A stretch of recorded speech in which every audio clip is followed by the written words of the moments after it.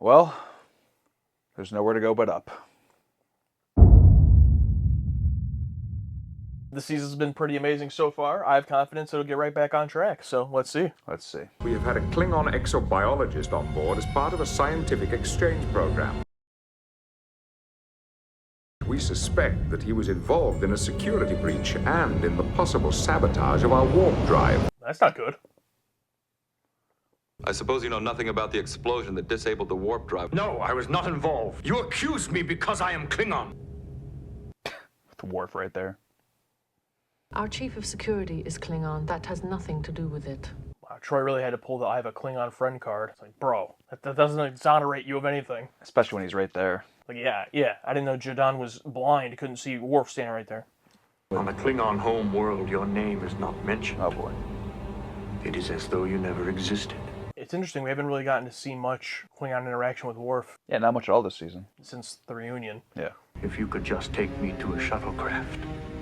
Try to manipulate him. Maybe we'll It find could one be here. done without anyone knowing about it. Oh!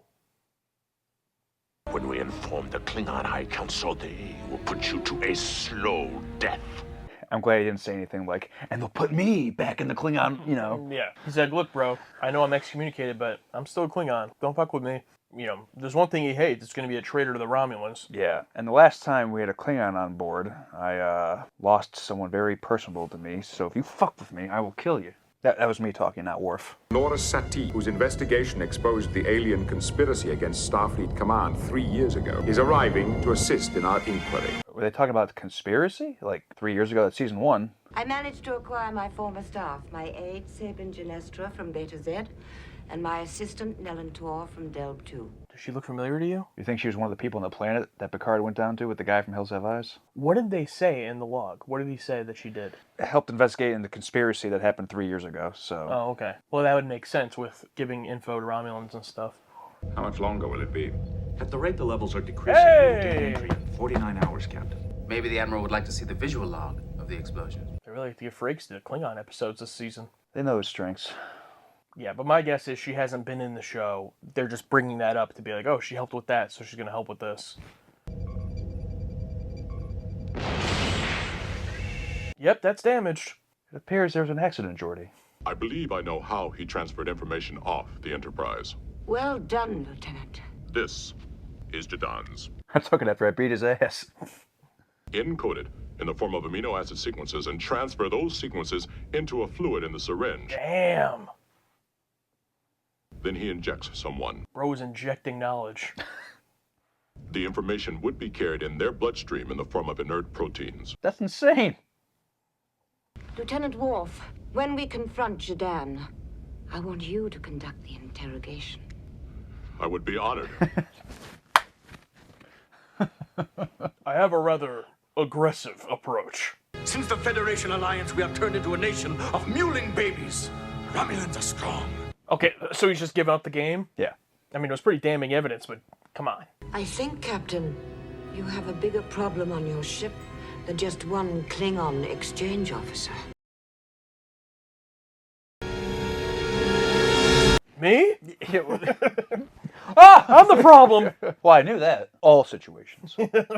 I don't mind telling you I'm surprised. Frankly, when I first heard about your father, My father? The traitor. I only meant before I saw you in action, I naturally considered you to be a possible security risk. You have the Admiral's and my complete confidence. You have nothing to prove to us. I like that. You know, just like a little moment to just be like, Yeah. we believe you, Worf. Did you administer them yourself? No. Well, who did? I had one of my assistants do that. Get her out of that chair. She's innocent. Thank you, Dr. Crusher. We appreciate your time. You're excused. Mr. Worf, will you bring in the next person? Didn't it look like Wesley? Yeah, I'm like, what? Here we go. I was wondering, are they going to go past the regular named characters? Because we know it's not going to be any of them. So Yeah, give yeah. us some believable people. Mhm. And we don't get a lot of blue shirts. He must be the guy who injected her. Or him. Mr. Tarsus, this is an informal inquiry. We are not accusing you of anything. Just fucking leave. Lawyer up, kid. Vulcan ears. Your records state that you were born on Mars colony. That's right. Then you are human? Half? Largely. My paternal grandfather was Vulcan. Oh. Oh. We're getting into the eighths. He's covering a lie. One so big it's overwhelming him. I think we found the man. Well, you know what happens as soon as a prosecutor thinks they found the person. All right, how can we get all this evidence to make sense with this theory? I think it's Betazoid. I think it's him. Yeah, I think it's all of them. Like her, too. Yeah. You must not expect me to permit any action against Mr. Tarsis solely on the basis of Betazoid intuition. Lie detector test. Sabin has uncanny instincts. I've learned to trust them. Not admissible in court. If Counselor Troy suggested to you that someone on this ship were dangerous, would you not act on that? Observe him? Curb his activity? Yes, I admit I probably would.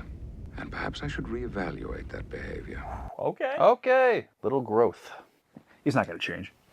Tarsis is a possible saboteur. You cannot allow him access to sensitive areas of this ship. I think they're trying to make her outfit there look like it's a flower blooming, but I don't like it. Flower bloom. Yeah. No, I know a lot about style with my plain black t-shirt, but...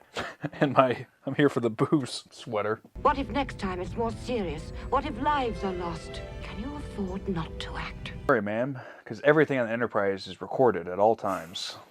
And we always remember that fact. Finally got in here about 6 hours ago, and we've been going over inch by inch ever since. All right, John. I like this shot.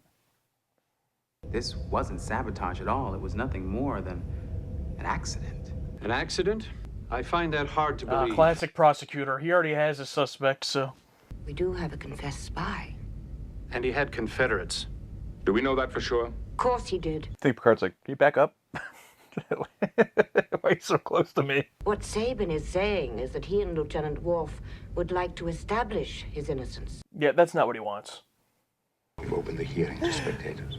It isn't good to have closed-door proceedings for too long. It invites rumor and speculation. I am curious, like, how much of the ship actually knows what's going on here. You know what I mean? Like, all these departments have nothing to do with the day-to-day of our usual people. Have you observed crewman Tarsis with Jordan? Well, yes, he gave him his injection. Admiral, if you have a case to make against Simon Tarsis, you had better make it. Otherwise, I'm stopping this here and now.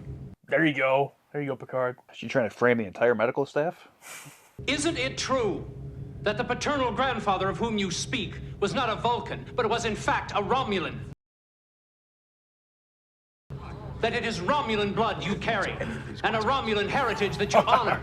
What did he say to him? Do you know? He's lawyer whisper. Okay. I think he's saying not I to answer refuse it, to answer that question in that the answer might serve to incriminate me. So what Romulan out there just left and banged the human? Also, does Riker know that his grandparent is a Romulan? Like, for him to come up and say that? No, I think he said, don't talk. That's it. I want a list of all relatives, known associates, and especially old school friends, and make arrangements to do an encephalographic polygraph scan. Also, my dry cleaning is ready. You're in my chair. You are dismissed. Please get your reports to me as soon as possible. I want like a B show where Worf is basically the boss, and like the security team just goes through like random occurrences on the ship. What if when Riker went up to the kid, he went, tell him you are a lawyer. You are my lawyer. Yeah, you are my lawyer. The Federation does have enemies. We must seek them out. Something is wrong here, Mr. Worf. I don't like what we have become. Oh, goddamn. Frakes and Jerry Taylor, I think she wrote this. God, guys. That might be my favorite Picard-Worf interaction, but there's been a lot of great ones, but... I lied on my application, and that mistake will be with me for the rest of my life.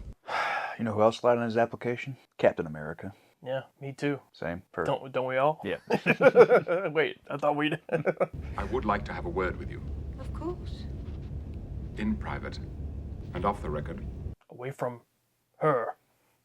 After all, you are my partner in this. Yeah, miss no personal space. This must stop. It has gone too far.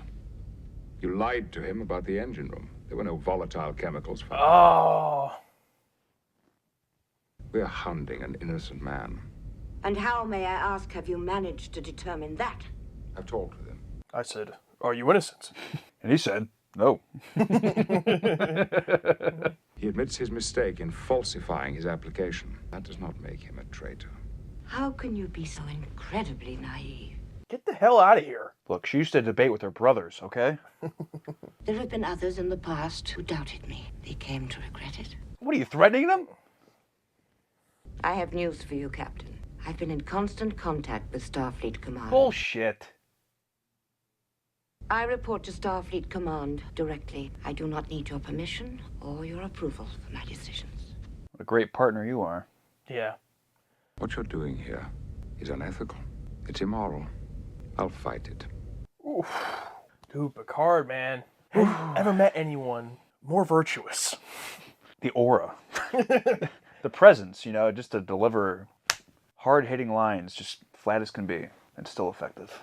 Admiral Settee has ordered you to report to the interrogation room at 0900 hours tomorrow morning. You are to be questioned before the committee. Good job, day player. You nailed your line. Now get out of here. So now she's going to try to frame him, basically.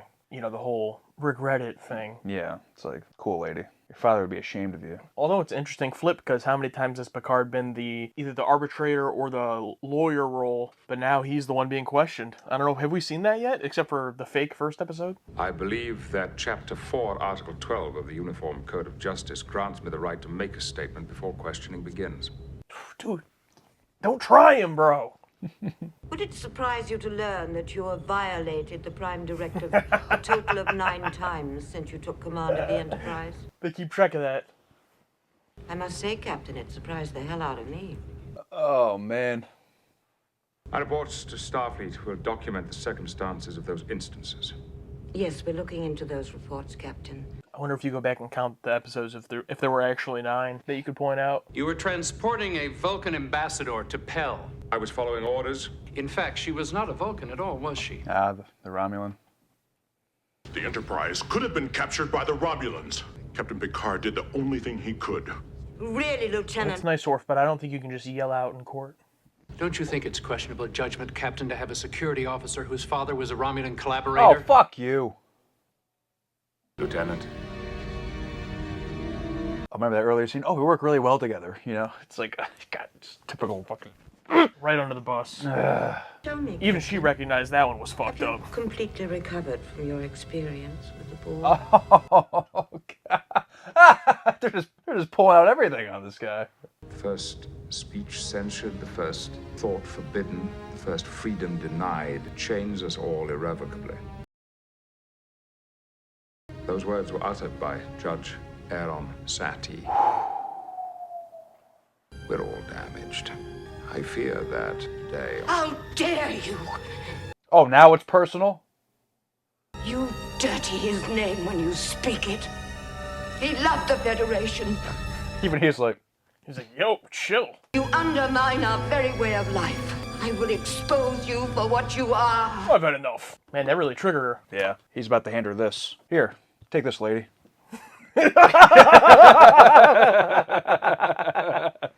Hold that L for me, will you? Even the Betazoid's like, yep, we're done. Yeah, you're cooked. You're done. I have nothing more to say.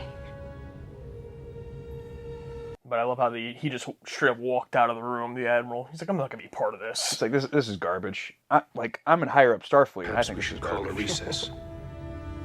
Until tomorrow. But I like how Picard's like not shaking at all, like all that, you know, mountains of evidence depending on the point of view. I mean, I'd be like, oh, yeah, I mean, I'd be like, no, you don't understand. It's because of this. But no, he's like, okay, I got one for you. Yeah. Here's a quote from your dad. Suck it. He had that up his sleeve, basically telling her, like, you're everything your dad was against.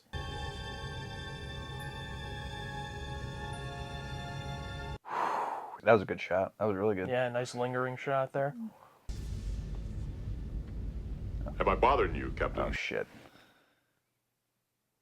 It is over. Admiral Henry has called an end to any more hearings on this matter. There you, Admiral Henry. Vigilance, Mr. Worf. That is the price we have to continually pay. Woo! It's time to tier list the Drumhead. Well, this is an easy S for me. Well, looks like we're going to trial for something else, because it's an S for me, too. A mysterious accident uncovers sabotage on the Enterprise. The Federation does have enemies. We must seek them out. A ruthless interrogator stops at nothing to find a traitor. I'm going to get to the heart of this conspiracy. I'll fight it. And Captain Picard becomes the target of a Starfleet witch hunt. I've brought down bigger men than you, Picard. Justice hangs in the balance on Star Trek: The Next Generation. This episode was heavy. It was strong. Like, any episode that can make me sit and feel like, about my life, about humanity, about life's choices, how much things change in the past, how much we think we've grown, how much we're actually the same and we're one step away. Direction, writing, just an S. Yeah, we both gave this an S, and I'm going to start with a pretty big declaration. I think this is my favorite Picard episode. This is, really puts on display everything I love about Picard. And the problem is, early on in the show, there were a few other episodes where they tried to do something like this. Justice comes to mind from season 1 with, Wesley getting, they want to execute him on that planet. The show wasn't good enough yet to, really put it on display. And it just had, you could tell, that character was in there of Picard. And this is it on full display. Someone might say Measure of a Man, is when Picard shows up, but he's in the more, lawyer role there, which I loved, right? But this is more of just the pure philosophy, the pure morality of it.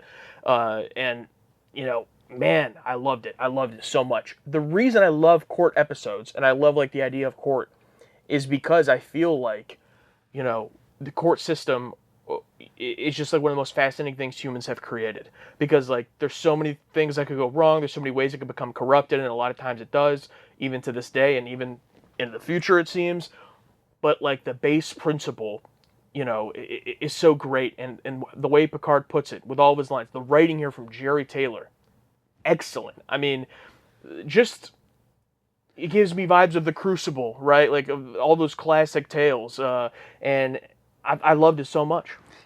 Yeah, I think one of my favorite ones is when Picard's looking out the window when it's done. It's we've hunted heretics, we've burned witches, and today we're just one step away from being ready. As far as we've come, we're just one bad decision away from being that. And we have to still, yes, we've come so far, but we can't get comfortable in that. We have to continue to be present, aware, and not fall into those classic bad human traits that have always been there. It's at the end of the day, humans are still people, no matter how far or how much we've built, how far we've gone in space. It's that evil is still in there in some of us, and it's and Picard's a great line about that too. It's well, not all villains are just sitting there twirling their mustaches. They camouflage pretty well in comfortable clothes that blend in with everyone. It's yeah, when they cloak themselves in what did you say? Cloak themselves in good intentions or something, or good traits or something like that, or something like that. But and that was just one of many that Picard dropped. My favorite was one when Picard's on trial. It's just and the amount of evidence that she pulls up. Of course, from our POV, it's everything he did was right, but on paper, yeah. I mean, yeah, but on paper, reading it just looks terrible, and of course it's gonna look. It's most things. And then he's not he's just taking it. Because in his head, he's I'm going to wreck you. Dude, and we've joked about that since the beginning of the whole franchise, even with Kirk, of oh man, have you guys heard about Kirk? This guy gets into shit every week. And it's we've made that joke, so for them to actually acknowledge that here is yeah, we went back and you violated the Prime Directive 9 times. 9 times. We got receipts, okay? Yeah, that was great that they acknowledged it. And then his response to it. And, it all comes down to, I really think what we see here with this character of Admiral Nora Sadie, played by Gene Simmons, not that Gene Simmons, I didn't like her at first, I'll be honest. When the episode was starting, I was ugh. And but then by the end, I saw where they were leading it. I saw what they were doing and why it was that way. And this episode, if I was to compare it, this is a weird analogy, but it's we're in Ohio, and we are the home of the America's roller coaster, Cedar Point, right? And if I had to compare this episode to a roller coaster, I would compare it to the Maverick. And if you haven't had the pleasure of being on the Maverick, it's a ride that starts pretty good, but then it just gets better and better and better, and then it just ends. And you're holy shit. and it's my favorite roller coaster, and that's why, and that's what this episode was like. I was into it at first, but I was like, I wasn't immediately like, oh shit, like it was just like, okay, let's see where this goes, and then it just got better and better and better, and I was like, oh my god. I was skeptical, like in the first quarter. Yeah. I don't know about this with this lady and this interviewing this Jadon guy. I'm like, I don't know. But as it went on and things started being revealed, they bring in the Romulan kid, and the trials start happening, and the conversation between Worf and Picard, where they're like both at the heads of the table on the other side. Amazing scene. We're like, oh, like Worf is like fully like yelling at him, like heated. It's like he had been, I don't want to say brainwashed, but he had been like manipulated to, he was fully bought into what this woman and her sidekick, the Betazoid, were selling. And, you know, that's why he apologizes to Picard at the end. And it's like so great to, you know, look, we're not going to get too crazy, but like, happens today. Like, this is happening worse now more than ever. I'm sure it was still happening in the 90s too. But like, you know, this is something that everyone deals with. And like, and with the internet or whatever you want to blame it is, that we're obviously talking from an American perspective, so people in other countries might feel differently. I don't know. But like, everyone in the world thinks they're doing the right thing. I promise you. Like, no one out there is like, you know, the mustache trolling villain that Picard mentions. Like, in real life, no one wakes up every day and is like, I'm genuinely evil. What can I, you know, it doesn't exist. Everyone thinks they're doing the right thing. And like, because of that mind frame, they allow themselves either to get bought into, or they themselves do things that are unethical and immoral, and they don't think that. They think the end justifies the means. And that's why I love Picard so much, is that like, he almost doesn't even care. What's the kid's name? Spencer Garrett as Simon Tarsus. The Ramen. He almost doesn't even care if this guy did do it. Not doesn't care, but like, that's not even the point to him. It's like, maybe he did do it, you know, we don't know until, you know, I mean, we still, I guess, don't really know for sure, but it's pretty much said that he didn't do it. Yeah, we don't have evidence, yeah. But it's like, it's more about, like, that doesn't matter. It's like, we don't have the evidence of anything that he did it. You're lying and making up stories that didn't happen in order to try to, like, make him look guilty. And it's just, like, his pure virtue. It's like, he doesn't need a fucking virtue signal. He just has the fucking virtue. It's like, he is, like, why I love him, you know, Kirk probably would have done a lot of the same things in this scenario, but like, Kirk to me is like, he'll do anything for the people he loves. You know, like, he'll go against Starfleet, the Federation, for the people he loves. Spock, Bones, people on his crew. I think Picard would too, but more so, Picard will just do anything if he thinks it's the right thing to do. Like, it doesn't matter the consequences, what it means for him personally, anybody else. That's the right thing to do. And like, it's incredible. He's like right 100% of the time, because he's written that way. But it's great writing, you know. Yeah, and it does make him stand up. I feel like he will stand up for literally anyone that's innocent. It could have been anyone. But if it's wrong in his eyes, doesn't care if it's Starfleet, doesn't care if it's Admiral, whoever, he's going to do whatever he can to get it right, to make sure that justice is done.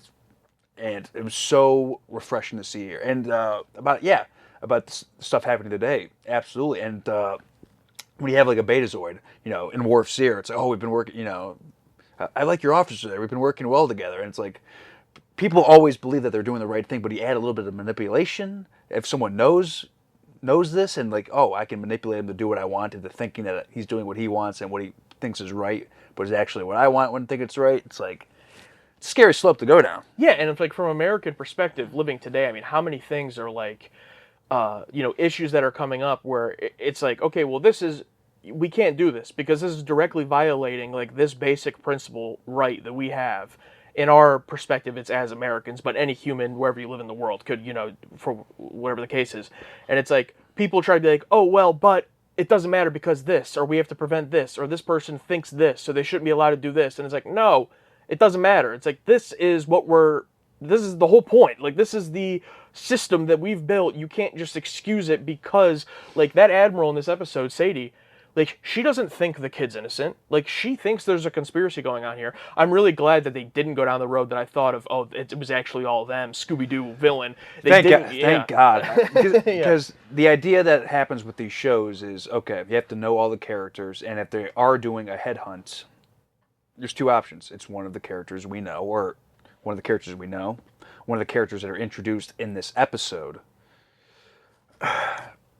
or the good part, the latter, None of them. Yeah, you don't find out. You don't find out. It's like that's the best way to do it, because otherwise it's cheesy, campy. If they take away, not Jadon, but Sabin and her and like handcuffs. Oh, we almost did it. Blah blah blah. But it's like it's so much better that we have no idea. And they even proved with the Geordi and Data, looking at the footage, and I thought there was going to be some crazy 1 millisecond thing happened, like kind of in a matter of perspective, where I'm like, oh, this happened at blah blah blah second. But no, it's just it was an accident. I'm like, no, it wasn't an accident.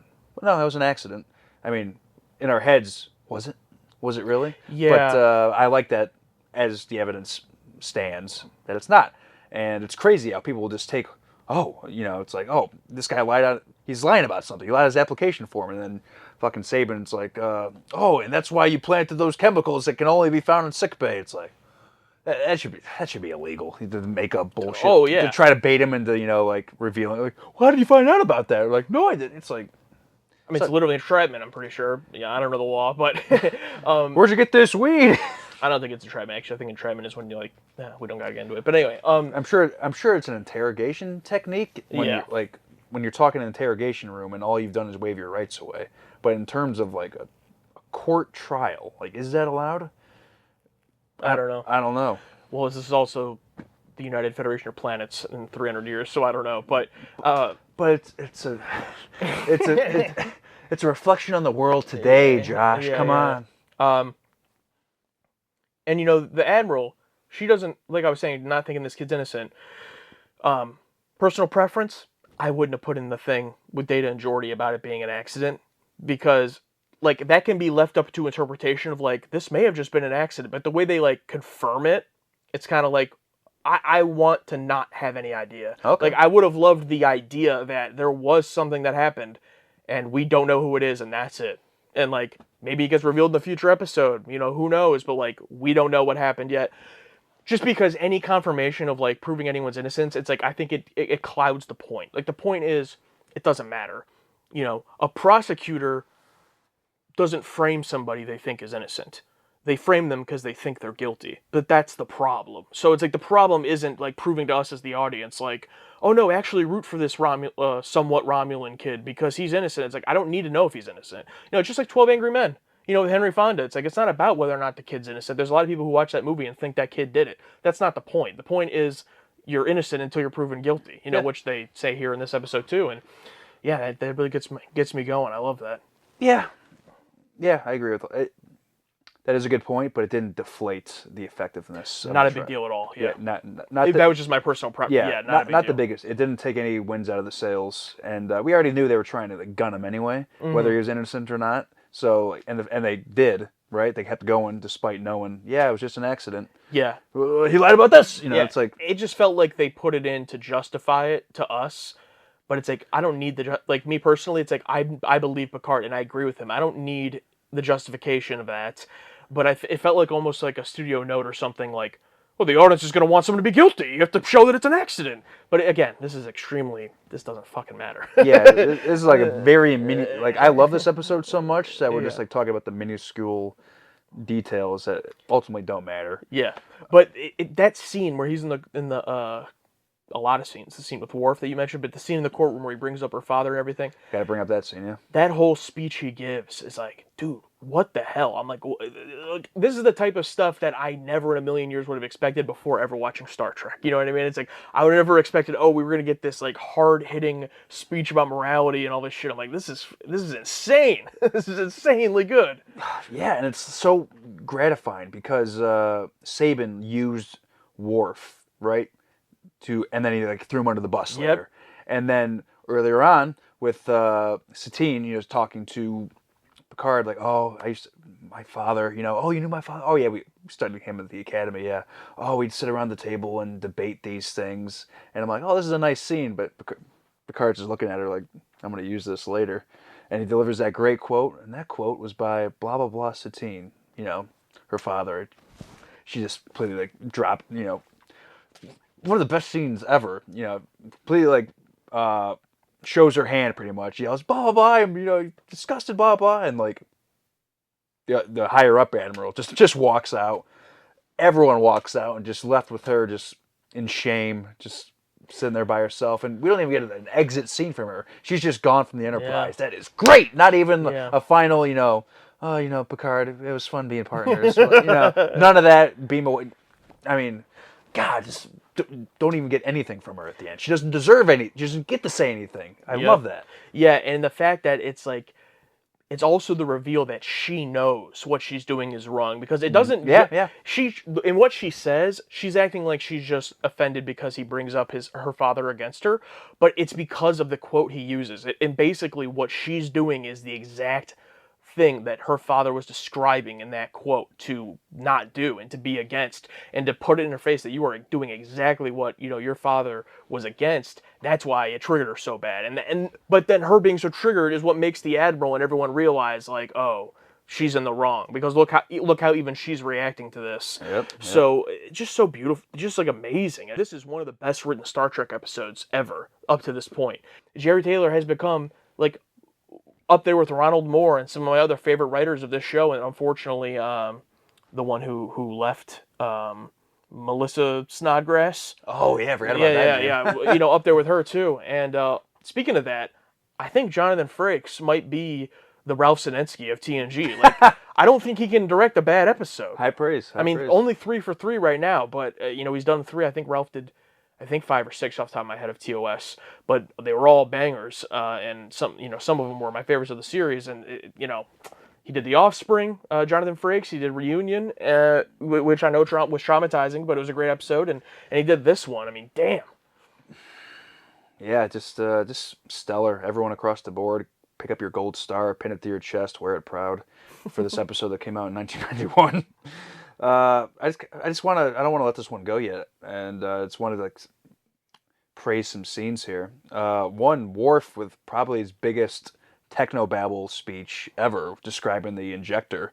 I'm like, all right, Michael Dorn, you can run with us too. You're not just 2 words, 1 word. You know what I mean? Yeah, you can compete with him. He can go. He had that whole thing about that injector and the microbiome and the flood. It's like, okay. And it was the perfect technobabble scene because of the way they wrote it. First of all, what Worf was explaining, while it was like a bunch of big words, it made sense. Like, I understood what he was saying, not like on the scientific side, but like in general. The amino acids, like, okay, I get it. But then they capped it off with the Admiral giving you the layman's terms. Like, oh, I don't remember exactly what she says, but she's like, oh, it's a device literally made for this. And yes, we sometimes complain about like, yes, thank you, Data. Or like, yeah, like, but she doesn't know. Yeah, she is us in that moment. Like, yes. She's learning too. So that's how you do the technical babble. Do this, talk the smart way for the smart people watching the show, and then have the quick explanation. And that's what I think separates the stuff that, I enjoy versus the stuff that makes me go, because I'll enjoy the technical babble if I can get it. I'm just not as smart, so you've got to catch me up to it. Yeah, have it make sense when they dumb it down too. It's like Data's not going to dumb it down for Geordi or anyone else, because it doesn't make sense. And don't have Data come in later in the episode and go, and remember, sir, the vial also carried the amino. Like, no, we don't need it again. It's like she just said the one line there, and that's good. Also, what an amazing idea, like taking information and turning it into something you inject into someone's body, and they become the information. Yeah, the best way to transport stuff is just inject it into you, where it's not traceable. That's great. And that's not even like that big of a part of the episode. Like, it's just like this, a pretty small thing that gets thrown in. That's the funny part. Instead of like carrying ideas in your head, you carry it literally in your body. In your blood, yeah. Literally carry it in your blood. How'd you feel about, what's his name, Tarwis? The kid?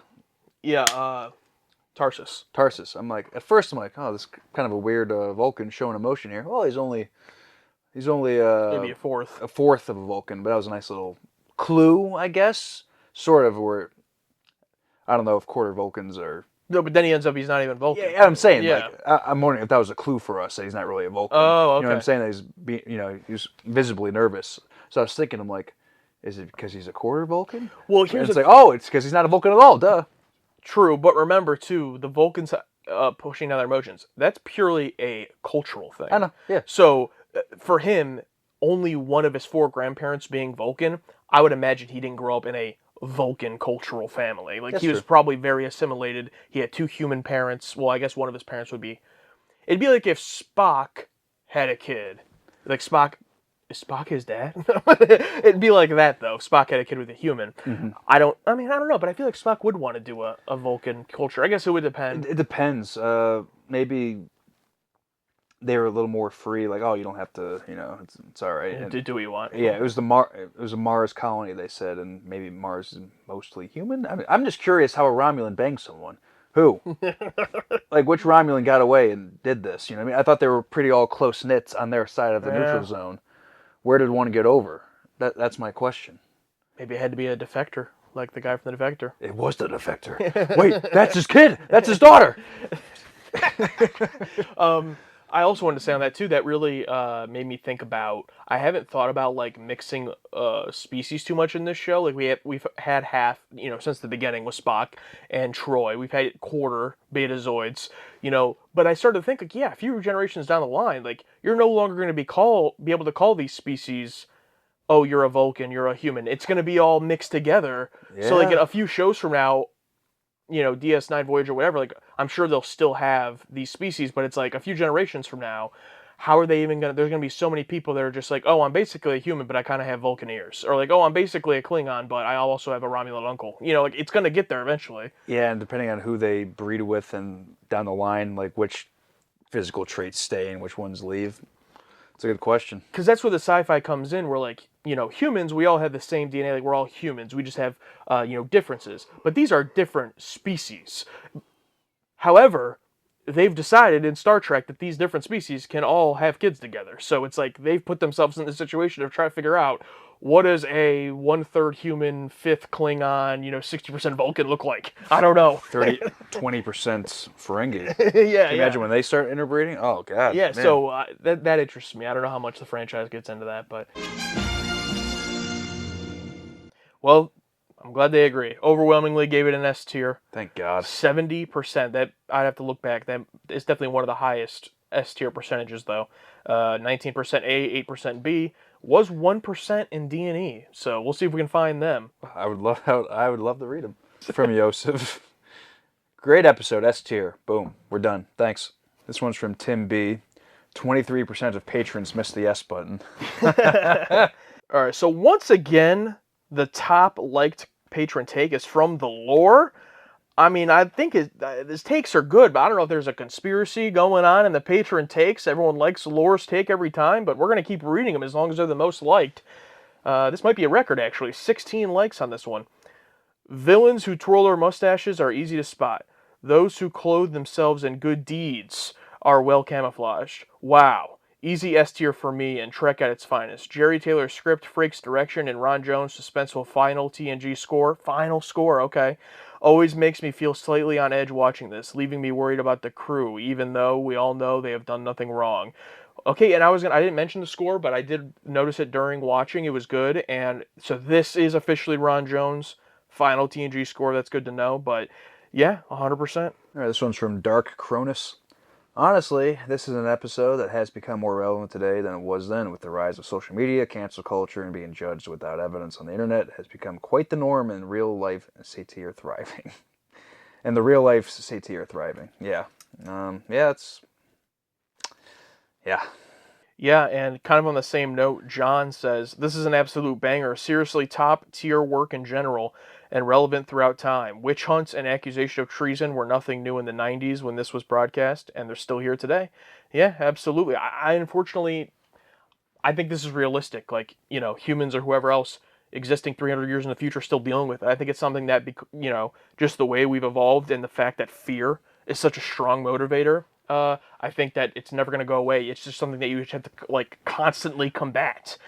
Because so many people, too, will fall into it, without realizing it, or I don't want to infantilize people, but I think people, because fear is so strong or whatever the case is, they will almost blind themselves or be just kind of forget and be oh well, it's okay in this scenario, and it's no, it's never okay. Yeah, fear, hate, and group/mob think. Those are the three biggest detriments. Evil dies tonight. Evil dies. Looks like we've become the monsters. Great, they brought you back all the way from Halloween 1 for that line. I'm glad you did it, bud. This one's from Evan. This is a truly great court episode. Better than Measure of a Man. Fight me. Oh. A stellar performance by Jean Simmons as Satie, who shows her true colors to not be a public servant interested in the truth, but a lesser son of greater sires, interested only in witch hunts and making convictions. Yeah, better than Measure of Man. What do you think? Lesser son of greater sires. I'm sorry, that's a good line. It's a quote, so it's by someone. I don't know. I love Measure of a Man. I love this one too. It's two different Picards. Picard in the chair and Picard interrogating the chair. Yeah, I love both episodes. Both are in, would be my top. Well, I guess it's a big deal to say because we just watched this one, but I do feel like both would be in my top 10 of TNG so far. But it could be recency bias. I feel like this edges it out. I'd have to rewatch. Yeah, it's a big decision to make right now, right after watching it. But the extended edition of Measure of Man is my favorite scene of all time. Which one, Worf? Maddox coming into Data's party. No, he doesn't even do that. Yeah. But when he comes in, well, what does he say? You should be at the carnival.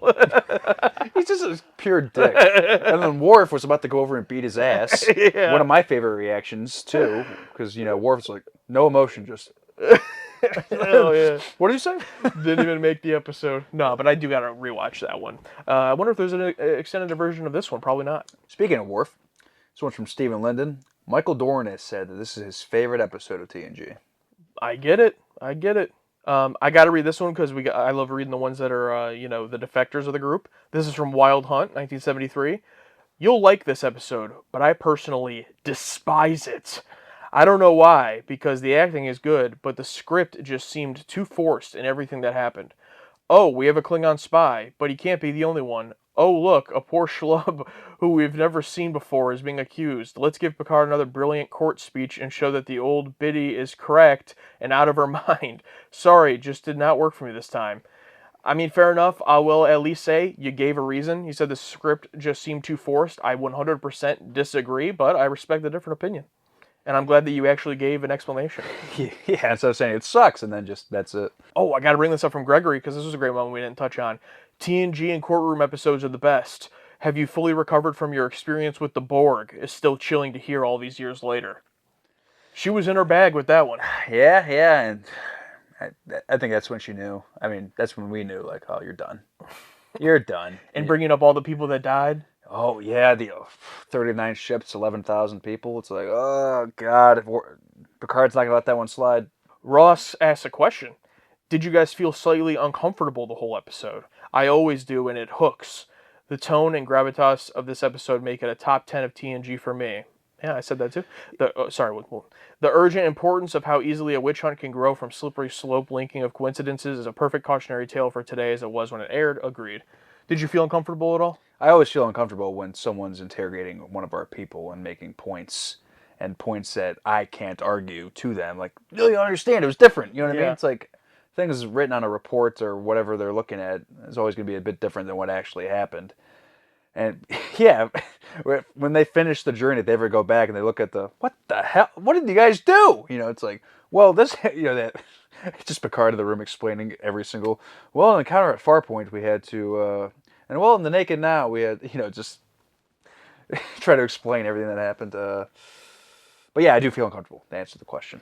I don't know if uncomfortable is the right word for me, but I definitely felt more angry, at the Admiral and everyone doing this, and was on Picard's side, and thus felt very vindicated once Picard, laid it all out and everything. Yeah, if you can make me hate a character, within canon, and not Vosh, where I just hate Go away heat. Go away heat. X-Pac heat. This was it's working heat. It's yes, I hate this character. But the performance is great, fine, because she's doing her job. I hate her because I'm supposed to hate her. And that's good, because of writing and performance. For the record, when I met X-Pac, he was a cool guy, but I didn't know him in the 90s, so I don't know. Elway says, if this isn't both of your favorite episode of the whole show, then I just give up on guessing what you like and dislike about anything. Favorite of the whole show is a big ask, I named mine earlier this season with Remember Me, and even putting that aside, it's tough. There's a reason it's so few times we've said it. I don't know if you've ever said, I think the City on the Edge of Forever, after you watch it, you're like, yeah, this is my favorite so far. But since then, I don't think you've had a moment in TNG where you were like, this is my favorite so far. Not out of like the whole franchise, but even just for TNG, because it's hard to do that, you know. It's hard to make a bold statement like that. In hindsight, I'm surprised I did say that about City on the Edge of Forever. I mean, it was great, but it's like we had also only watched 28 episodes up to that point, not 200. So that's true. We have a lot to work with here.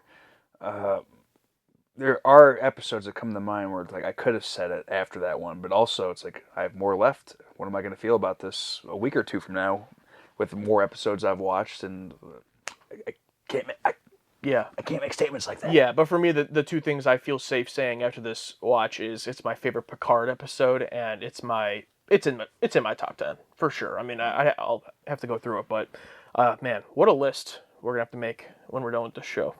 Oh, with the show, God. This one's from Deep Red. Well, it's time for my absolutely nuclear Star Trek hot take. Oh boy. This is the most overrated episode of TNG, with the exception of maybe Who Watches the Watchers. I still give it a B though. Mainly, I feel it is so highly regarded because of Picard's speech at the end, but I don't find the antagonist or the conflict very believable. Normally, Star Trek is very nuanced in its portrayal of issues, but the story kind of contorts around itself to try and make this fit as an allegory for like the Spanish Inquisition or Cold War era McCarthyism. The antagonist is obviously wrong, and I don't find their arguments compelling. There goes all my Star Trek cred now. Yeah, what happened, Deep Red? Oh, you lost all your Star Trek cred? Welcome to the club. Yeah, welcome. You want a chair? Yeah, let's pull up a third chair for Deep Red. I agree that the story is not that nuanced. Here's my argument to that, though. I think sometimes a story can be best when it isn't nuanced. Nuance is great, and there's a lot of nuanced Star Trek episodes I really like because of the nuance. But I feel like sometimes an issue like this, where it's just like so well done, it's okay that it's obvious. Like it's like Picard literally says to her, like, "What you're doing is unethical and immoral, and I'm going to fight it." And it's like, yes, that's obvious and on the nose, but it's also fucking badass. You know what I mean? And it's like, hell yeah. So sometimes I think that's okay. Yeah. Like, I don't want to see a version where, like, oh, maybe Admiral Sadie's actually right about this. It's like, no, she's not. It's like, that's it. There's some things in life where it's just like, you shouldn't witch hunt people. That's it. Yeah, not everything needs to be that colorful, per se, or like that, like, I know morally gray. Morally gray, yeah. Sometimes, especially me, what I love is a good black and white story, and the antagonist trying to, trying to go down that morally gray route. But our hero is like, this is wrong. I'm gonna fight this. You're not gonna. There's no evil in me. It's all in you. Yeah. It's like, oh, you're gonna try to pull that evil out of me with the stuff that's happening in the show, but. Yeah, and I think that there are certain, like, just human principles that if you agree with, then it is black and white. And it's like, I think the fun is in testing, can we make it morally gray? And it's like, no, you can't. Like, that's the fun in it. Making it morally gray would just be like, yeah.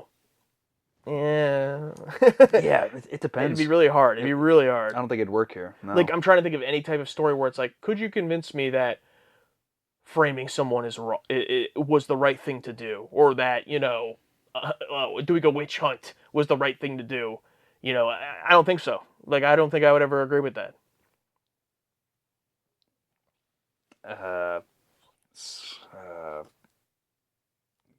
Don't tell me I can't remember the episode now. The one where Worf's excommunicated. Sins of the Father? Sins of the Father. I mean, that's kind of a witch hunt. I mean, Worf was kind of like witch hunted in a way. Having chosen, like, hey. Yeah, it was, well, what are you saying by that? Well, I mean, you were saying like a witch hunt is like not the answer, right? I mean, Worf kind of like gave in to the witch hunt so things could be better. You're talking about like morally gray, like, oh, in what case would a witch hunt would make things better or would work? And I feel like that's an example of it executed well. The only thing I would say with that is they were specifically going after his father.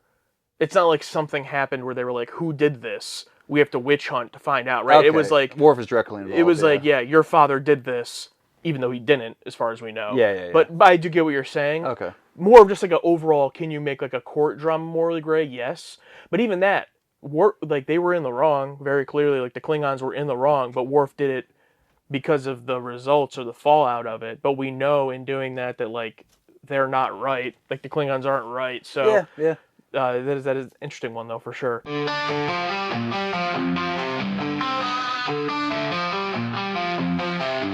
Another TNG episode, now in the books. Did TA hate it, or did they get hooked? Will they ever get it? We may never know. TNG season 4, let's go! Warp speed, engage, engage. Warp speed, engage, engage. Warp speed, engage, engage. Warp speed, let's go! Talking over dialogue, laughing at odd times. You may get bothered, but TA feels sublime. They tear into your favorites, they love ones you hate. Yet you can't get enough of the reactions they make. They pause for big moments and make clever jabs. One half of the scene they will always yap. They've been at this for years with many more to come.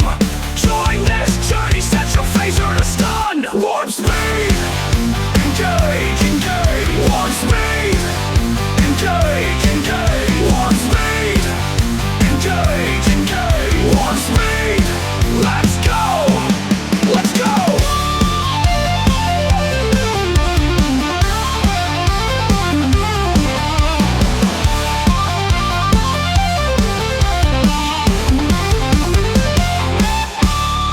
Josh and Alex lost in thought. Missing scenes they should have caught. Laughing loud as plots unfold. In this journey, brave and bold. Exposition missed, yet still they shine. The sarcastic charm you can't decline. Guided by stars, their paths align. Josh and Alex in cosmic